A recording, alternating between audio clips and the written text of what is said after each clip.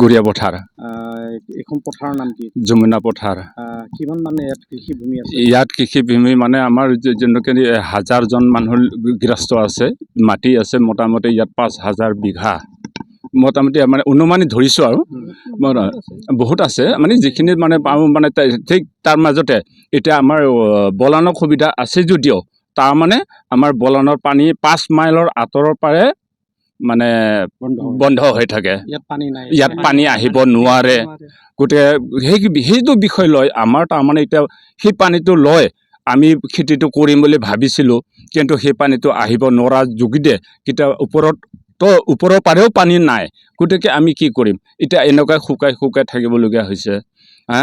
এতিয়া কি বৰষুণ নাই, পানী নাই, একো নাই, বলানৰ সুবিধা নাই, কোনো একো এটা সুবিধা নাই। আছে যদিও মানে ধৰ মানে ড্ৰিং কৰিব লাগে, পথাৰৰ মাজত ড্ৰিং কৰি বলানৰ সুবিধা দিব লাগে, সেইটো সুবিধাও দিয়া নাই। আমি এনেকুৱা দুৰ্ভাগ্যত আমি পৰি আছোঁ আমাৰ এই গড়িয়া পথাৰ অঞ্চলখনত, আজি এই বৰচলা গড়িয়া পথাৰ সমষ্টিখনত। গতিকে আমাৰ এনেকুৱা বিলগতি হৈছে, কোনোবাই হয়তো ক'ৰবাত পানীত ডুবি আছে, কোনোবাই হয়তো পানীৰ কাৰণে কান্দি আছে। আমি কান্দিও আমি পোৱা নাই, কোনোবাই হয়তো পানীত ডুবি মানে তত পোৱা নাই। গতিকে আমি খেতি অকণমান যদি অলপ এগোচাও যদি লগাব পাৰিলেহেঁতেন, তেতিয়াহ'লে আমাৰ মনটো অলপ শান্তি হ'লেহেঁতেন, ইষ্টদে অলপ সন্তুষ্ট হ'লে। এতিয়া নাই যিহেতু আমি কি কৰিম? গতিকে ধান লগাব পৰা নাই, সেই পাছো পতা নাই। বৰষুণ নাহিলেতো আৰু আমি শুকাই থাকিব লাগিব। বৰষুণ নহ'লে আৰু কি কৰিম আৰু আমি এইটো উপায়টো নাই আৰু মাটি এনেকৈ চন থাকিব। হাল মৰা পইচাখিনি এনেই গুচি গ'ল আমাৰ।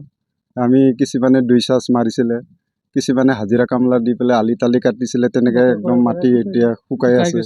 তাৰপিছত যি অলপ আমাৰ এই চোলাৰ তোলাৰ থকাবিলাক কিছুমানে মাৰিছে, পানী দিছে, তেতিয়াও যিটো গৰম সেইটো পানী কোলাব নোৱাৰে আৰু এতিয়ালৈকে লগাব পৰা নাই। একদম কঠীয়াবিলাক ৰঙা হৈ গৈছে।